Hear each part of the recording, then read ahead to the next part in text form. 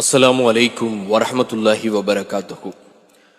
நாமெல்லாம் துவா கேட்கிறோம்.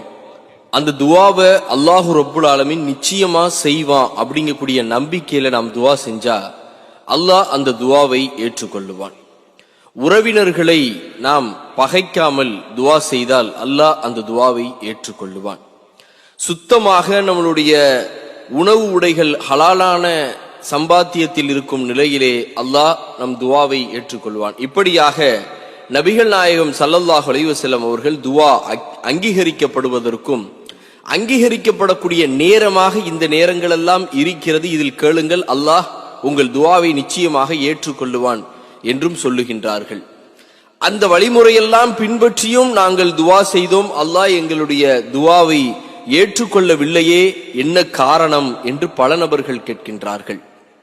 அருமை சகோதர சகோதரிகளே, அஹமது என்கின்ற நபிமொழி தொகுப்பிலே 10,709வது ஹதீஸாக ஒரு அற்புதமான ஹதீஸ், ஏன் அல்லாஹ் நம் சில துவாக்களை அங்கீகரிப்பது இல்லை என்பது வந்திருக்கிறது.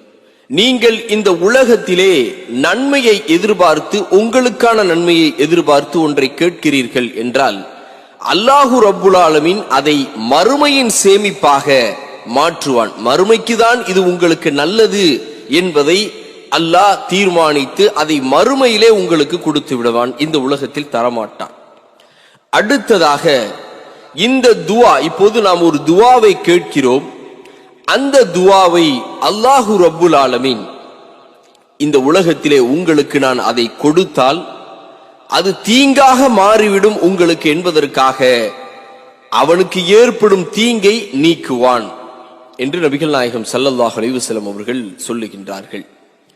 மூன்றாவது விஷயமாக, பாவமற்ற விஷயங்களிலும் உறவினர்களை பகைக்காத விஷயத்திலும் யாரேனும் அல்லாஹ்விடம் கேட்டால் அல்லாஹ் அந்த துவாவை ஏற்றுக்கொள்கிறான். உங்கள் உறவினர்களை நீங்கள் பகைக்காமல் துவா செய்தால் அல்லாஹ் ஏற்றுக்கொள்கிறான். அருமை சகோதர சகோதரிகளே, நாம் கேட்கக்கூடிய துவா நமக்கு நன்மையாக நாம் நினைத்து கொண்டிருப்போம் சில துவாக்களை, ஆனால் அது நமக்கு தீங்காக மாறிவிடும். தீங்கு என்பதை அல்லாஹ் அறியக்கூடியவன் அல்லவா, அவன் அதனால் அதை நீக்கி விடுகிறான். இந்த துவா உங்களுக்கு ஏற்புடையது அல்ல என்பதை அதை நீக்கி விடுகிறான். சில துவாக்களை மறுமைக்காக சேமித்து வைக்கிறான், நீங்கள் மறுமையிலே அதனுடைய நன்மையை பெறுவீர்கள் என்பதற்காக சேமித்து வைக்கிறான். எப்படிப்பட்ட ஒரு கருணையாளன் என்பதை இதைவிட யாரும் சொல்லிவிட முடியாது. நபி ஸல்லல்லாஹு அலைஹி வஸல்லம் அவர்கள் சொல்லுகின்றார்கள், நம்மீது அதிகம் அக்கறை கொண்ட ரப்புல் ஆலமீனை நாம் எப்படி அவனிடத்திலே நெருங்க வேண்டும் தொழுகை மூலமாக என்பதை எல்லாம் அறிந்து நாம் இன்ஷா அல்லாஹ் தொழுகக்கூடிய மக்களாக இருப்போம்.